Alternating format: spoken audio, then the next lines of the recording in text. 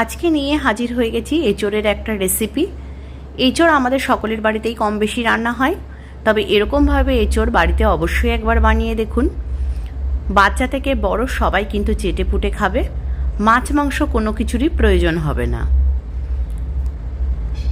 দারুণ খেতে হয়, এরকমভাবে অবশ্যই বাড়িতে একবার ট্রাই করুন।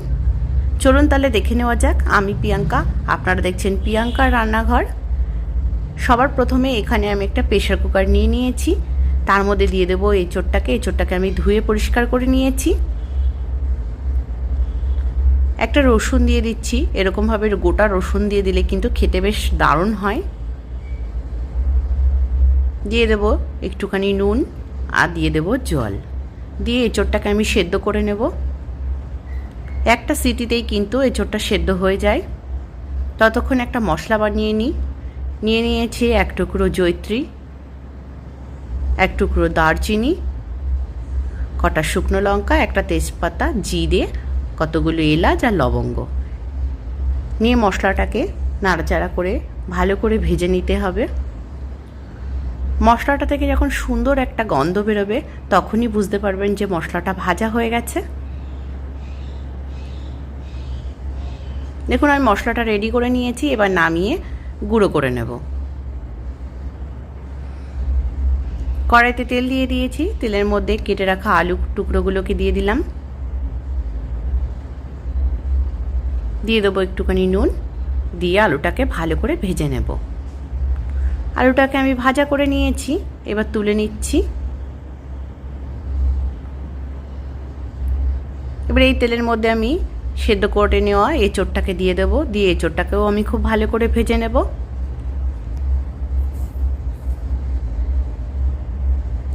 এঁচোড়টাকে কিন্তু অবশ্যই ভাজবেন, তাহলে টেস্ট অনেক ভালো হবে।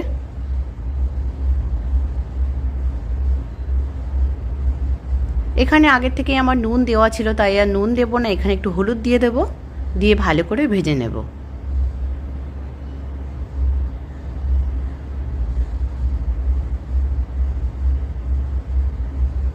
দেখুন এঁচোড়টাকে আমি ভেজে নিয়েছি, এবার নামিয়ে নেব।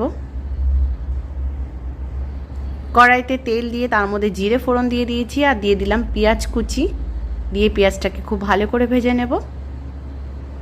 এখানে সামান্য পরিমাণে একটু নুন দিয়ে দিলাম যাতে পেঁয়াজটা তাড়াতাড়ি সেদ্ধ হয়ে যায়।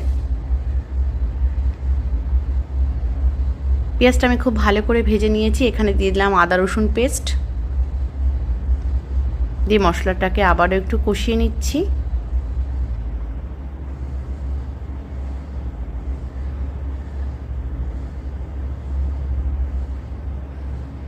এখানে আমি টমেটো পেস্ট দিয়ে দেব,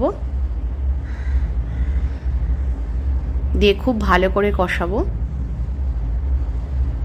এখানে দিয়ে দেবো একটু হলুদ,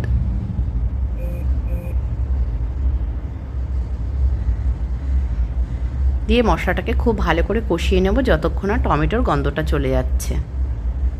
দেখুন মশলাটা আমি খুব ভালো করে কষিয়ে নিয়েছি। এবার এখানে দিয়ে দিলাম ধনে গুঁড়ো, দিয়ে দেবো একটুখানি জিরে গুঁড়ো, দিয়ে দেবো লঙ্কার গুঁড়ো,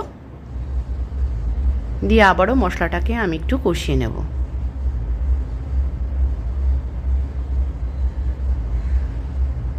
এবার এর মধ্যে আগে থেকে ভেজে রাখা আলু আর এঁচোড়টাকে দিয়ে দিলাম, দিয়ে মশলাটার সঙ্গে খুব ভালো করে কষিয়ে নেব।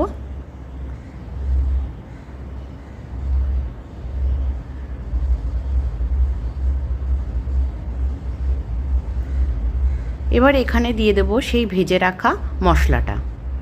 এটা একটু পরিমাণে বেশি দেবেন, খেতে অনেক বেশি ভালো হবে।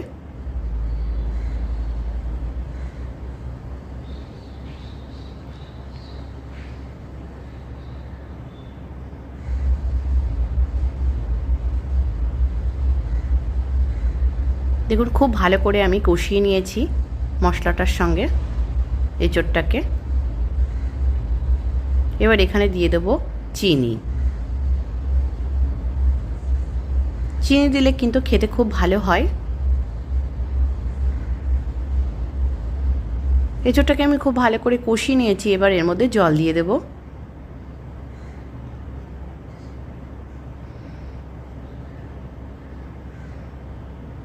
এবার ঢাকনা চাপা দিয়ে ফুটতে দেব।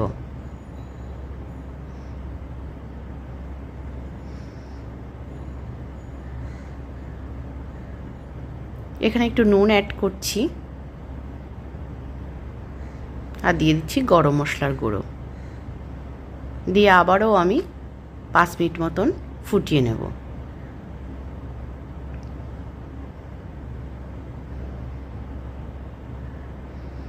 ঢাকনা চাপা দিয়ে দেব।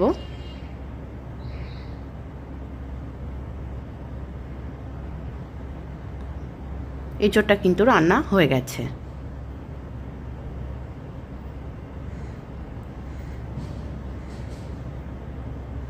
দেখুন আলুটা সেদ্ধ হয়ে গেছে।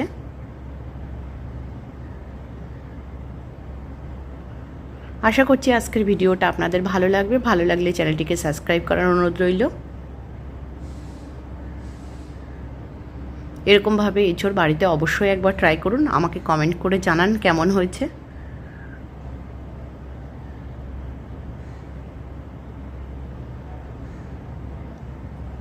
আজ এই পর্যন্তই, দেখা হবে অন্য কোনো সময় অন্য কোনো ভিডিওর সঙ্গে।